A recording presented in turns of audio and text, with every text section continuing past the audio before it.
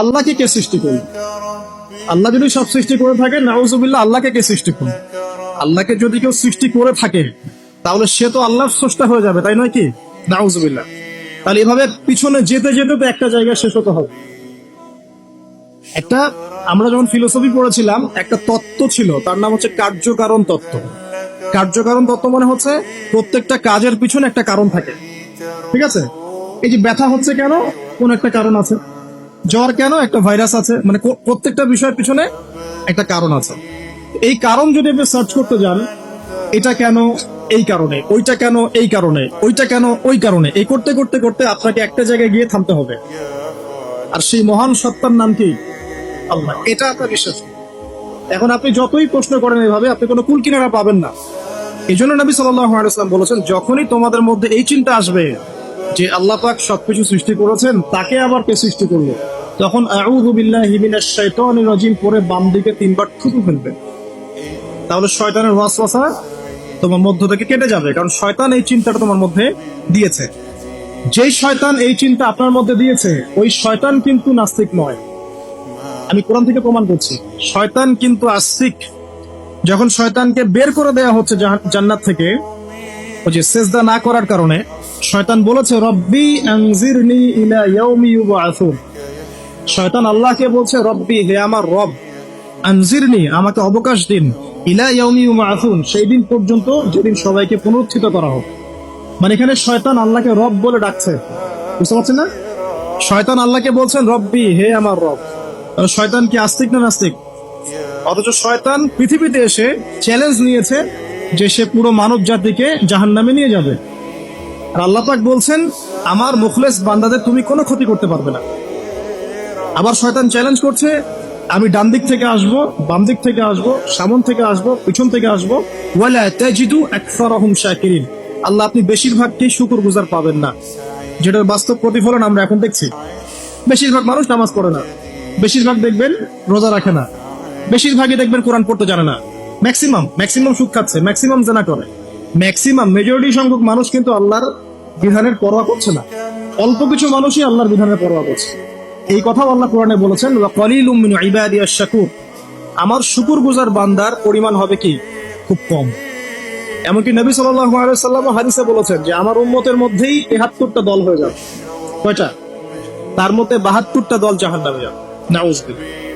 আর মাত্র একটা দল যাবে জান্নাতে, যার ব্যাপারে নবীজি বলছেন, মা আনা আলাইহি ওয়া আসহাবি, আমি যার উপরে আছি এবং আমার সাহাবীরা যার উপরে আছে। মানে পৃথিবীর যে কোনো জায়গার মানুষ, যে কোনো দেশ, যে কোনো ভাষা, যে কোনো রং বর্ণ ইত্যাদি, তার ঈমান, তার আকীদা, তার আমল যদি নবী এবং সাহাবীদের সাথে মিলে যায়, ইনশাআল্লাহ তাআলা সে জান্নাতে যাবে। এটার জন্য একটা দল খুলে সবাইকে ওই দলের ফর্ম পূরণ করতে হবে জরুরি না। এটা ঈমানের ব্যাপার, আকীদা আমলের ব্যাপার। যে কোনো জায়গার মানুষ যদি আল্লাহ এবং তার রাসূল এবং তার সাহাবীদের মানহাজ ফলো করে, ইনশাআল্লাহ তাআলা সে জান্নাতে যাবে। আল্লাহ পাক আমাদেরকে তৌফিক দান করুন, আমিন। এখানে বলছিলাম একটা বিষয়, যে জীবন দর্শন পাওয়ার পরে আপনাকে রবকে চিনতে হবে। রবকে চেনার জন্য আমি সূরা ইখলাসটা বলছি, লাম ইয়ালিদ ওয়া লাম ইউলাদ, তাকে কেউ জন্ম দেয়নি। আল্লাহ পাক কারো কাছ থেকে জন্মিতও নন। এখন কিছু মানুষ বলছে, পৃথিবীর কোটি কোটি শত কোটি মানুষ বলছে যে আল্লাহ পাকের সন্তান আছে, নাউযুবিল্লাহ। বলছে না? পৃথিবীর শত কোটি মানুষ বলছে যে আল্লাহর সন্তান আছে, নাউযুবিল্লাহ। আর আল্লাহ পাক সূরা মারিয়ামের মধ্যে বলছেন যে এই যে তারা এই কথাটা বলছে, ইত্তাখাযাল্লাহু ওয়ালাদা, আল্লাহ পাক সন্তান গ্রহণ করেছেন, তার নাম ঈসা আলাইহিস সালাম, নাউযুবিল্লাহ। আল্লাহ বলছেন এই কথাটা যখন আসমানে উঠে, আমরা যখন কথা বলি তখন কথাগুলো বায়ুমণ্ডলে ছড়িয়ে পড়ে না? এই কথা যখন বায়ুমণ্ডলে ছড়িয়ে পড়ে, আসমানের দিকে ওঠে, তখন আসমান এবং জমিন লজ্জায়, অপমানে, কষ্টে ফেটে পড়তে চায় যখন এই কথাটা মানুষ বলে, ইত্তাখাযাল্লাহু ওয়ালাদা, নাউযুবিল্লাহ। তো দেখুন, বেশিরভাগ মানুষ কিন্তু বলছে যে আল্লাহর সন্তান আছে, নাউযুবিল্লাহ। আবার যারা, তারা বলছে ওযায়ের আলাইহিস সালাম আল্লাহর পুত্র, নাউযুবিল্লাহ। খ্রিস্টানরা বলছে ঈসা ইবনে মারিয়াম আল্লাহর পুত্র, নাউযুবিল্লাহ। এখন আমরা যে একটা কথা বলি না, যে বেশিরভাগ মানুষ যা বলবে সেটাই সঠিক, তাহলে কি এই বেশিরভাগ মানুষ যে বলছে আল্লাহর সন্তান আছে এটা সঠিক? তাহলে এখানে কিন্তু এই কনসেপ্টটা টিকছে না। বেশিরভাগ মানুষ যা বলবে তা সঠিক হবে তখনই যখন তাদের কথা কুরআন সুন্নাহর মানদণ্ডে হবে। যদি বেশিরভাগ মানুষ বলে হ্যাঁ সুদ হারাম, অবশ্যই হারাম, বিকজ কোরআন সুন্নাহ এটা হারাম করেছে। যদি বেশিরভাগ মানুষ বলে সুদ হালাল, আপনি কি করবেন? মানবেন? যদি বেশিরভাগ মানুষ বলে মদ হালাল, সিনা হালাল, হ্যাঁ, তাহলে এই যে একটা কনসেপ্ট চালু হয়ে গেছে আমাদের মধ্যে, এটা কিন্তু ডেমোক্রেসি না, এটা ডেমোক্রেসির ভুল ব্যাখ্যা। হ্যাঁ, বেশিরভাগ মানুষ এর কথা মতামত কখন গ্রহণযোগ্য হবে? যখন সেটা আল্লাহ পাকের ঐশী গ্রন্থের আলোকে হবে, তখন অবশ্যই নিঃসন্দেহে এটা গ্রহণযোগ্য হবে। কিন্তু যদি বেশিরভাগ মানুষ আল্লাহ এবং তার রাসূলের বিধানের বাইরে কথা বলে, হালাল করে দেয় মদকে, জেনাকে হালাল করে দেয়, আপনার ওই যে হালাল করে দেয়, সুদকে হালাল করে দেয়, তাহলে কি আমরা হালাল মেনে নেব? যদি মেনে নেন তখন কিন্তু আপনি আল্লাহ পাকের সাথে শিরক করলেন। এটা সূরা তাওবার 31 নম্বর আয়াতে পড়ে দেখবেন। লাম ইয়ালিদ ওয়া লাম ইউলাদ, আল্লাহ পাক কাউকে জন্ম দেননি, কারো কাছ থেকে জন্মিতও নয়। ওয়া লাম ইয়াকুল লাহু কুফুয়ান আহাদ, এটা আরো ম্যাসিভ। আল্লাহ পাকের সমতুল্য কিচ্ছু নাই। মানে কোনো কিছু যদি আপনার চিন্তায়ও আসে যে এটা আল্লাহর সমকক্ষ হতে পারে, নাউজুবিল্লাহ, সাথে সাথেই ওই কনসেপ্টটা বাতিল করতে হবে। কারণ আল্লাহ পাকের সমকক্ষ কিছু হতেই পারে না। কিছু মানুষ আছে মুসলিমদের মধ্যেও দেখা যায় যে আল্লাহ পাকের গুণ এবং আসমা ও সিফাত গুলোকে মানুষের সাথে তুলনা করছে না? অনেকেই বলেছে যে আল্লাহ পাকের হাত এই যে আমাদের হাতের মতো, নাউজুবিল্লাহ, এইসব কথা বলা যাবে না। অনেকে বলেছে আল্লাহ পাকের পা মানুষের পায়ের মতো, আল্লাহ পাকের চেহারা মানুষের চেহারার মতো। অনেক ফিলোসফিক্যাল বই আমরা পড়েছি, এগুলোতে অনেক মানুষ এই কথাগুলো লিখেছে, এগুলো সম্পূর্ণ বাতিল আকিদা।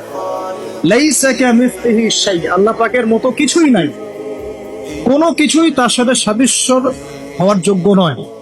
এখানে যদি কোনো মুসলিম এরকম আকীদা পোষণ করে থাকে, এটাও একটা বাতিল আকীদা হবে। সামনে আসেন, আল্লাহকে চিনতে হলে আপনাকে আরেকটা আয়াত আমি শোনাচ্ছি, ইনশাআল্লাহ এটা যথেষ্ট হবে। আল্লাহ রাব্বুল আলামিন বলছেন, আল্লাহ পাক, লা ইলাহা ইল্লাহু, আল্লাহ পাক তিনি যিনি ছাড়া কোনো ইলাহ নাই।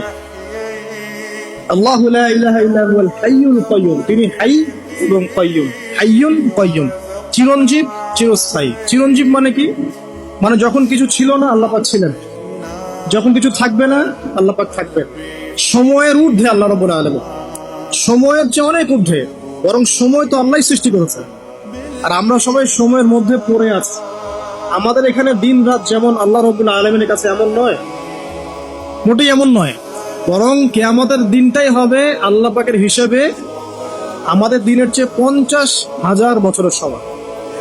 তাহলে এই সময়ের যে একটা আমরা গোলক ধাঁধায় পড়ে আছি, এক একটা গ্রহের সময় এক এক রকম, এক একটা গ্যালাক্সিতে সময় এক এক রকম।